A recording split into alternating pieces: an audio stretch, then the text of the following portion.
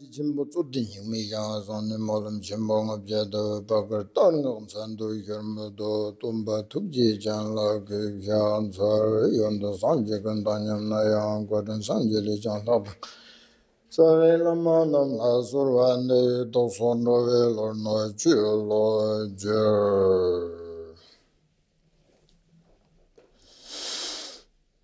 Good afternoon.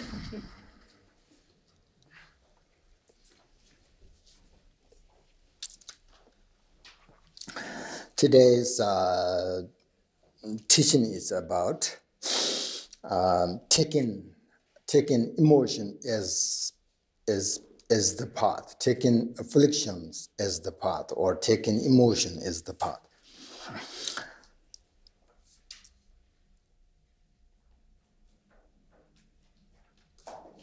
So we need to take the afflictions as the path. I think this is very important because if we are unable to take the emotions or afflictions as the path, then no matter how good our practice may be, we will be overcome by the afflictions. The afflictions are going to arise. They come out of the power of our habits from the past.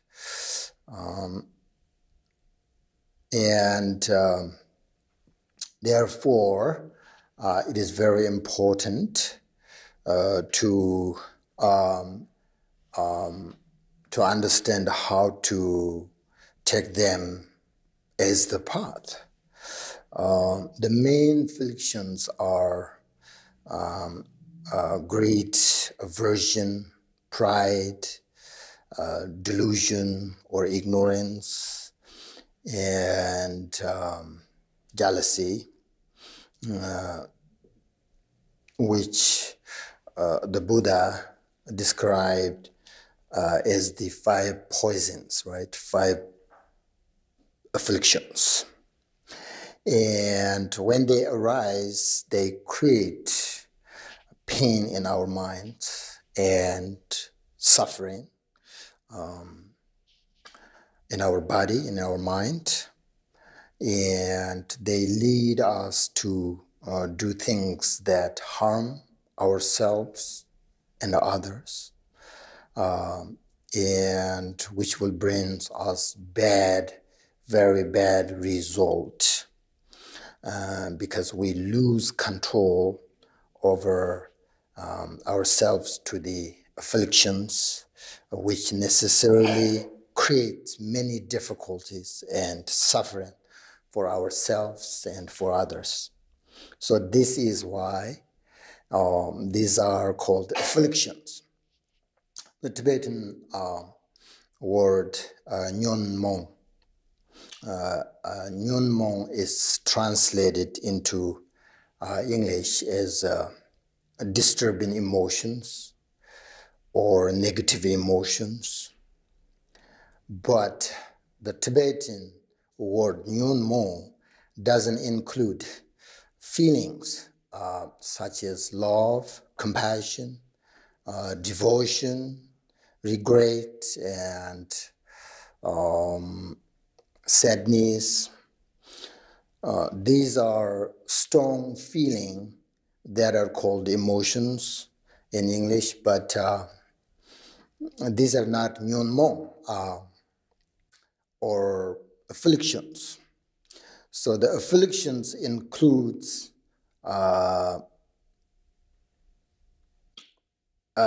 those things that naturally bring harm to ourselves and others. That's why in Tibetan word nyonmong, it means when they arise in our mind, it naturally bring harm to ourselves and others. That's why we call it. So I think it's very important to make this distinction, because we are like ordinary individuals. The afflictions will naturally arise from time to time, from beginningless time. But the afflictions themselves will naturally disappear when we practice. The reason is that they are just part of thought, like anything else in the mind. They appear to us, but if we look at their nature, we will not find anything solid about them. No matter how strong they may seem,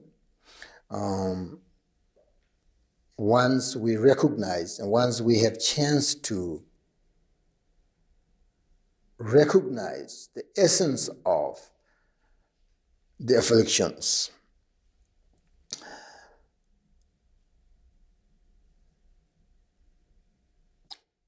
and since they are just a thought in the mind, although the afflictions are just thoughts, if we lose control of ourselves to them, we will commit bad actions. It's the result. But the essence of the affliction is naturally empty. When we look at them carefully and examine them, they don't have any essence. We see that their essence is naturally, empty. There's nothing solid thing. It's empty. That is why many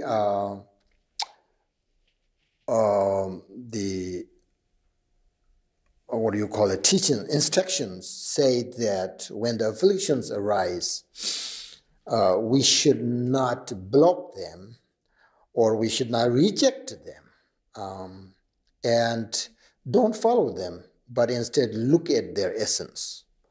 That's these great teachers, they do that kind of.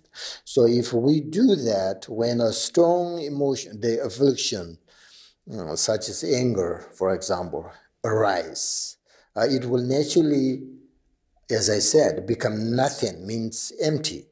So this is how we should take them as the path.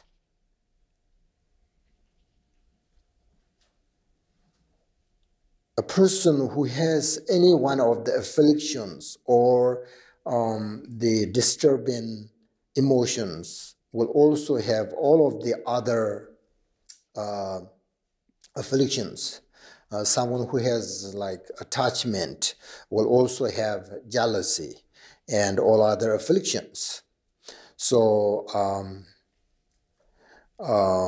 they may or may not be manifesting, but they are present until the time that they have been completely abandoned, purified. But people are all different. Some have more, like, for example, anger. Or some have more pride, some have more attachment, etc. So these differences come about because of the imprints to which we have been habituated throughout the beginningless time. So we need to be able to identify each of the different afflictions.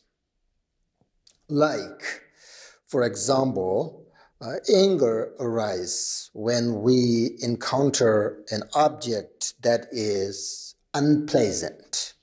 We see something unpleasant that doesn't fit with our wish. or when we are experiencing some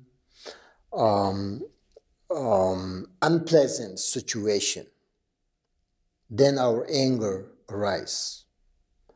So as a result of these circumstances, we experience sort of displeasure in our mind. That is anger.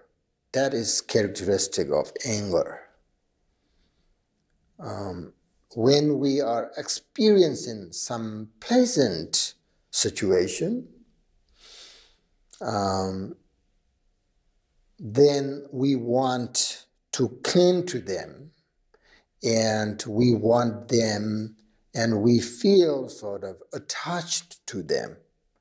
That is desire. So these afflictions or negative emotions are slightly different. They have, different characteristics. So first, we need to understand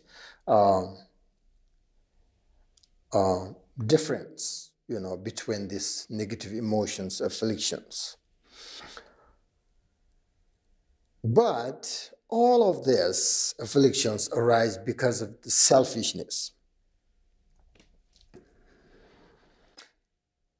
As long as we are self-centered, which means without a bodhicitta mind and without a recognition of the nature of our minds, then we have afflictions, we have negative emotions, we have disturbing emotions, so that we don't understand how things are.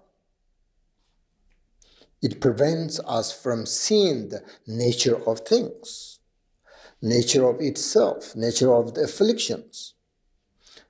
So that, through not knowing this nature, our delusion, our ignorance gets stronger, and then we become more self-centered, more angry, greedy, and thinking all the time ourselves, selfishness, and so on.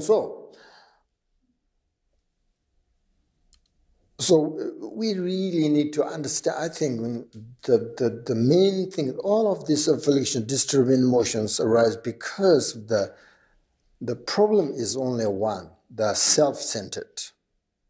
That's why,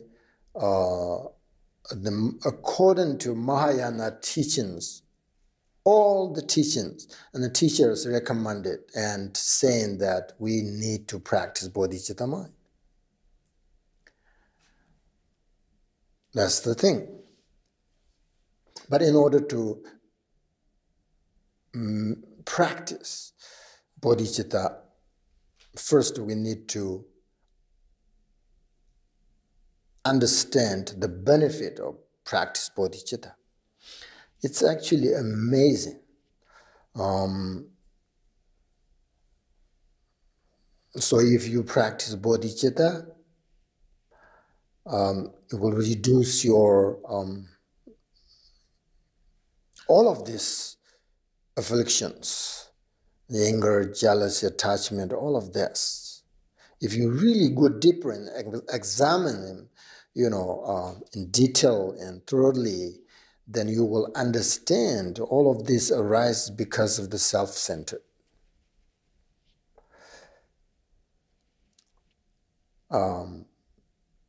And then afflictions gradually develop, and then all kinds of problems can arise, right?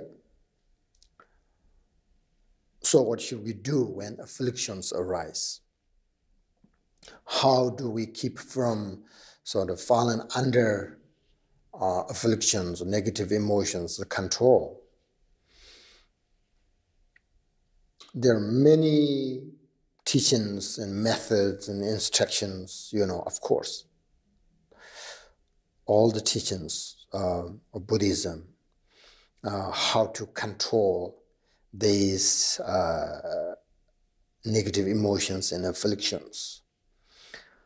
So whenever one of these afflictions arise, we commonly, the teachers give us the instructions is, whenever these afflictions arise, we must recognize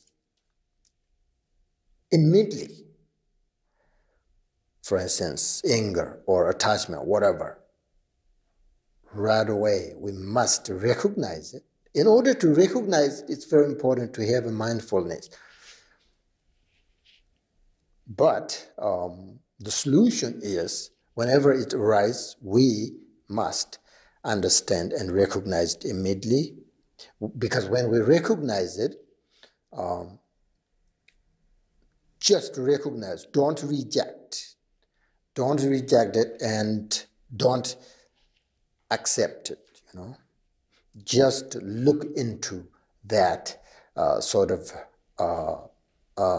particular disturbing emotion. At that moment, it is, they call it self-liberated. And therefore, the Mahayana teachings say it's called mirror-like wisdom. Means once the negative emotion arises, and then you immediately recognize it, and then which is you develop your wisdom. It's you transform into this affliction into the wisdom. So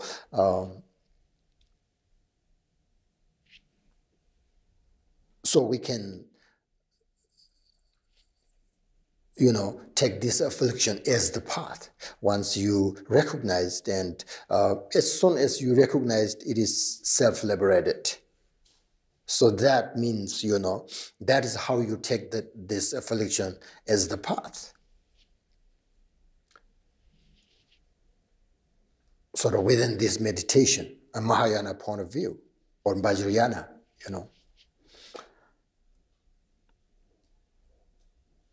As I said, we are just ordinary beings, so the afflictions do arise in us all the time. That's not the problem. The problem is we just don't recognize it, and we just don't use these good methods, and then instead we follow them, and then the result, we really suffering from it. Normally, we don't recognize when or how they arise. So we lose control of ourselves to them. So we need to recognize them as soon as they arise. As I said, but in order to recognize them, we need good methods, right? And good instructions from our teachers in order to diminish the afflictions. Without that, we cannot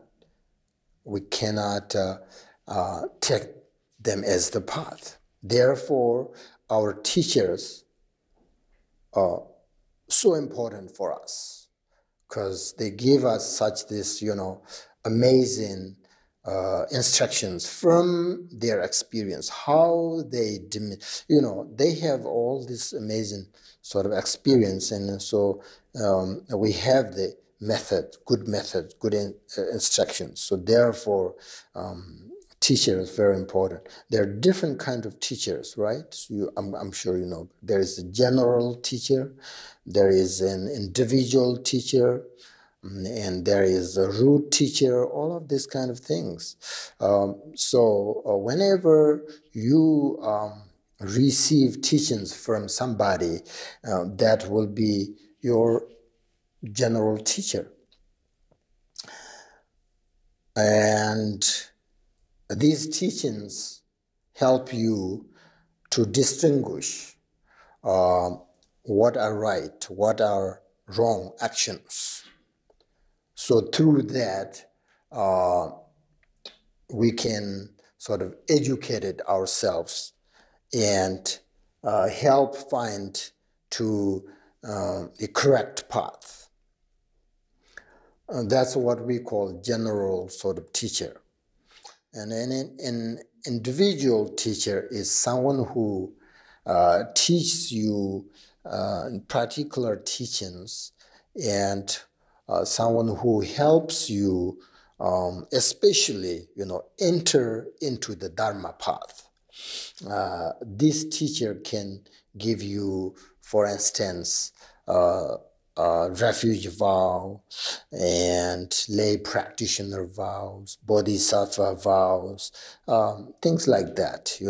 That's this teacher sort of helps you to enter actually into the Dharma path. General teacher is just not necessarily brings you into the Buddhist and into Dharma path, and just gives you general good teachings. But an individual teachers helps you to enter, take you, into the, open the door, of the, the Buddhist path, and then give you correct, give you the path. So that's, things like that. And then, and a root teacher is someone who guides you each and every sort of step, and especially someone who gives you the secret instructions, and someone who helps you awaken from delusion, from ignorance. Whoever does these things, this individual, he or she becomes your root teacher. In the Mahayana tradition, they would say Gewi Shinyin for teacher, which means, Gewi Shinyin means, in Tibet, it means spiritual friend. This is Mahayana's, they don't call teacher or lama or guru, but they say Gewi Shinyin, which means spiritual friend, or benefiting friend. And according to Vajrayana, of course, the word used, they use guru, right? Guru for teacher. Means, spiritual teacher. So the word guru, of course, literally means venerable, venerable. So through this way, we will understand the difference. Anyway, when we are talking about a teacher, there is one necessary characteristic for the teacher. The teacher, Pater Rinpoche, and great master, Nyingma master Longchenpa, great master Mpham Rinpoche, all of these are very, very important teachers in the Nyingma lineage, right? So all of them agree on one thing: the teacher must need one characteristic, which is bodhicitta mind. It's so important. Someone who has no bodhicitta mind, it cannot be your general teacher or Mahayana teacher, the root teacher, of course. It's very important, right? But both the teacher and student need to take full responsibility for the teachers and student relationship. Not only the teacher. Many people think teacher need to take responsibility. That's not true. Both. Teacher need to take responsibility. Student need to take responsibility. So not only the teacher, not only the student, but both. Very important. Especially when we're talking about this kind of, how to take in the negative emotions is the path. Which is the instructions, actually, very, very secret teaching, like recognition the nature of mind, essence of the negative emotions. These are come from all of these kind of teachers. So therefore, it's very important to understand. So once we follow the instructions from our teachers and put them into our practice, whenever an affliction arises, whether it is anger, jealousy, pride, or whatever it is, the teachers say that we should not be like an ordinary person, which means we should be like a snake who is tied in a knot. The snake will gradually loosen the knot and untie itself. It is the same, it is same here. The afflictions need to be self-liberated, like the snake in a knot,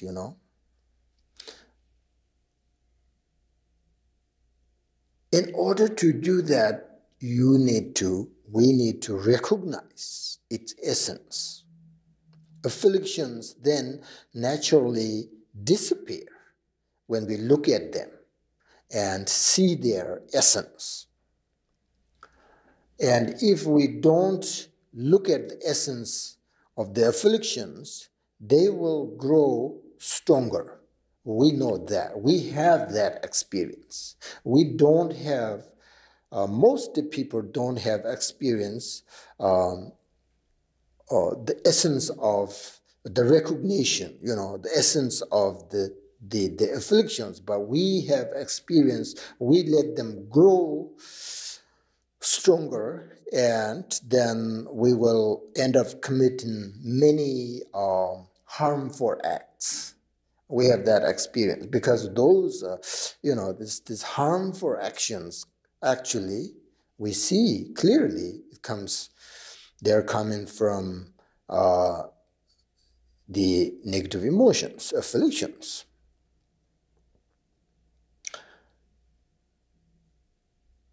So the Buddhists say that you should not block your emotions. This, however, doesn't mean that we should just follow our afflictions, right? Instead, we need to look at the essence of the afflictions. And then you don't have to do anything. They will be self-liberated. As soon as you look at the nature of the afflictions, then they will, naturally self-liberated. And when we experience delusion, we don't really see the essence. But the mind is always clear, and it never turns into something like rock. You will experience when the affliction arises, as soon as you look at its essence, then you will see or you will experience the clear mind. The clear mind is there all the time, but usually we don't see it because of the delusion. The clear self-awareness is continually present and knowing. That's the characteristic of this mind. Clear and knowing. Always. But we don't just see it because of delusion. So if we look at the essence of the delusion itself, it is empty. Not only the delusion, whenever any of these afflictions arise, if you recognize it and look at its nature, you see that it doesn't have any real sort of solid essence.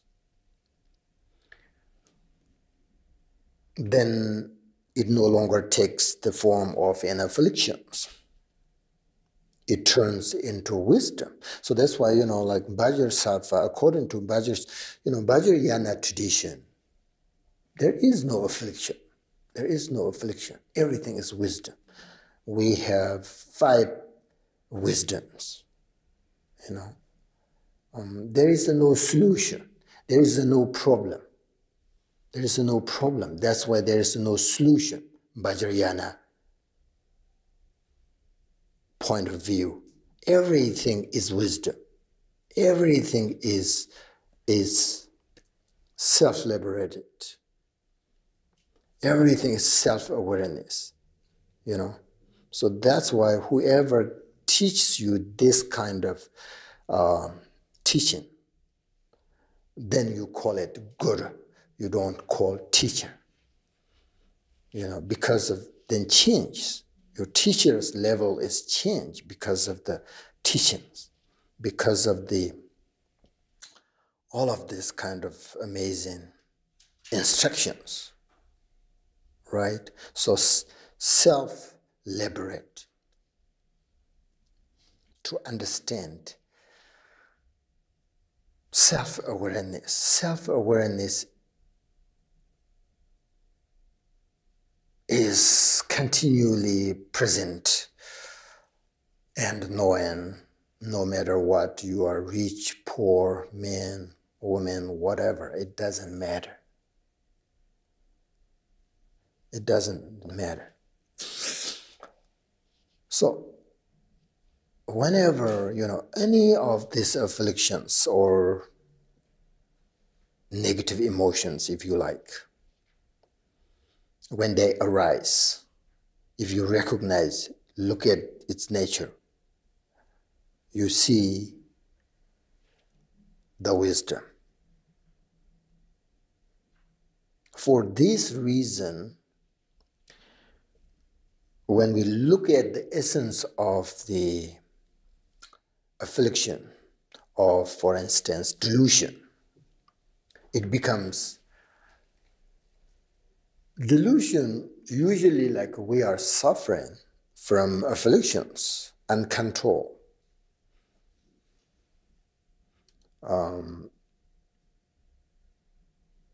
But as soon as you recognize, it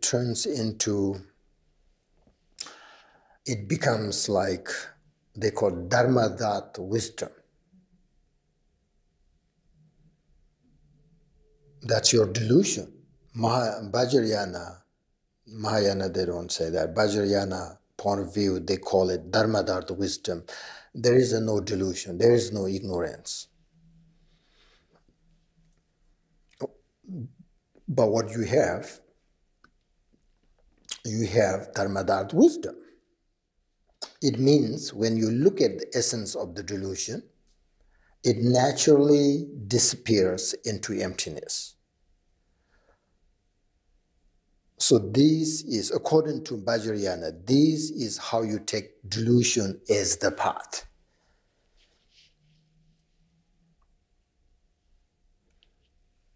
And how you take affliction and emotions as the path. And your practice turns into then, taking emptiness as the path, not the disturbing emotion,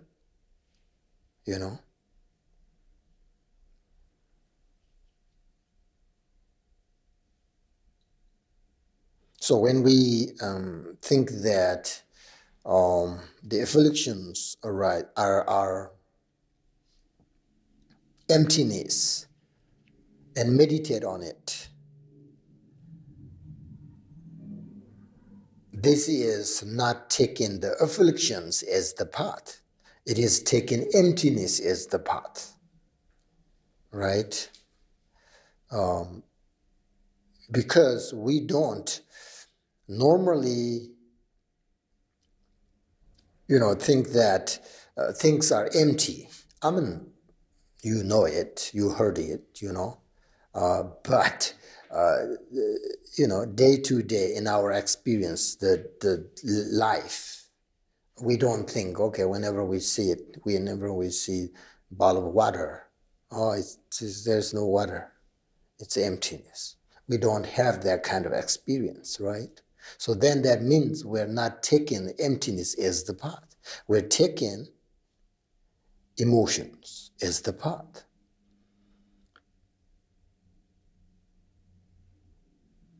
So because we, normally we don't think that things are empty. If you think things are empty, then there's no way you get jealous, you get angry, right? But if we recognize that they're empty and meditate on it, then we can gradually progress down the path. So we must remember that we are all like, ordinary sort of individual. And as ordinary, Bhakti Rinpoche said, as ordinary individuals, we will experience the afflictions and they're going to arise each and every day, all the time, because of our habit, habit. People, Mahayana point of view, they call it like karma, but it's not karma. I mean, it's habit. Karma is habit. There's nothing like karma is somewhere and karma controls you or punish. No way. It's you develop this habit. That's what we call the karma. Everything is karma. Good habit, bad habit, negative, positive, everything is karma. So then who create this karma? You and me, we create this karma. So therefore, every day in our day-to-day, in our life, we experience this karma, this habit. But if we don't follow them when they arise in our minds, then it cannot be established as anything in itself. So this is a characteristic of afflictions. If you follow them, they grow stronger. And then eventually very difficult to control them. If you don't follow them,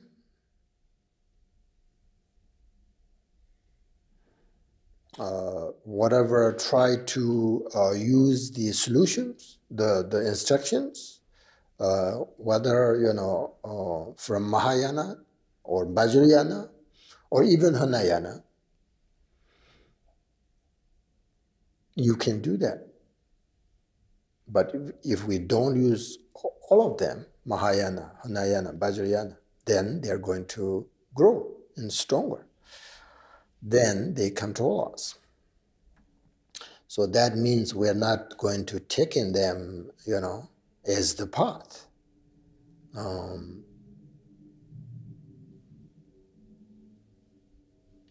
So when the afflictions arise, then, they seem extremely strong and solid, right? Because that is how they appear. Very strong when, for instance, we get angry or attached to something or whatever. They appear, very strong and very powerful. So we really don't. At that moment, we try to control, but it's very hard. They seem extremely strong. But that doesn't mean that we need to follow them. We just need to know them as they are. Means look at their their essence and self-liberated. That is the best antidote. So anyway, that is, I think, how we take them as the path, according to Vajrayana. And so that's enough. And let's meditate on taking the same topic, taking afflictions as the path for a few minutes. So in order to do that, try to relax and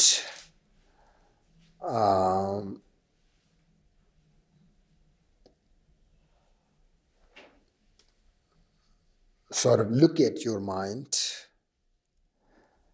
The technique or the method is when you look at your mind, whatever emotion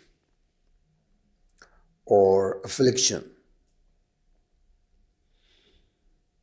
you have sort of at this moment in your mind, maybe you will experience like delusion, attachment, whatever. You look at your mind and you will see it, whatever emotion. Maybe you have attachment. Maybe you have a little bit of anger. Maybe you have desire or jealousy, whatever is there, right? Or if you don't see that, you can sort of pick up an affliction or emotion that is always coming to your mind. Then pay attention to it. And then try to recognize it and look at its essence. And rest there for as long as you can. So first of all, you need sort of look at your mind. That's the how you start. And then maybe you will find something there. Maybe you find nothing. So then why not? Meditate on it. Relax on that as much as you can until your other thoughts arise. And sometimes when we, watch our mind or emotion, then our mind stops thinking, and then we can do resting easily. So there is no solution other than look at your mind. That's all. You don't accept your thoughts, you don't reject your thoughts, you don't follow your thoughts, just look at your mind and recognition is very important. Otherwise, you don't know what you're doing. So as you experience this sort of feeling of emotion, then just observe the emotion and bring your attention to your awareness that is observing the feeling of this emotion. And then you will see what changes arise as you do this in your mind. And in most cases, if you do this, the emotion or the affliction will disappear. If you really sort of recognize the nature of this emotion, it disappears. The right word is self-liberated. That's the like spiritual word, you know. But in ordinary language, as soon as you recognize it, it disappear. That's what we say it.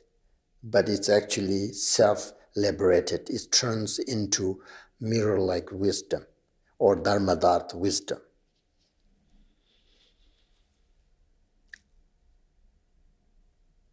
So then what? Then you just relax there as long as you can. Don't do anything else. But when, you know, just relax there, but it comes back. As ordinary people, you know, we can't stay there very long because then it comes back, but that's not the problem. When it comes back, return to your awareness of the feeling of this emotion and recognize its essence, and then just relax there and meditate on it. That's they do. That's the meditator. They just relax there.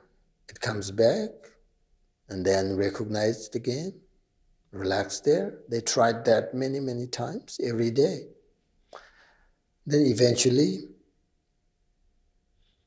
you can relax there longer sort of period of time. That means you're really purifying your control on your negative emotions. So then they're coming into your mind less and less. Then you, at that point, you're very confident with your meditation. Then you want more meditate because you don't want these emotions coming back. So then at that point, you're diligent. Paramutta will be very strong and developed. And then eventually, there's no afflictions, emotions. Everything is wisdom. That's what we call Buddha, right? Let's do meditate on this few minutes, okay? Just relax, try to relax both your body and your mind, and then you don't need sort of visualize deities and things like that, but just look at your mind and then you see what is there or what is not there. And then you meditate on that for a few minutes.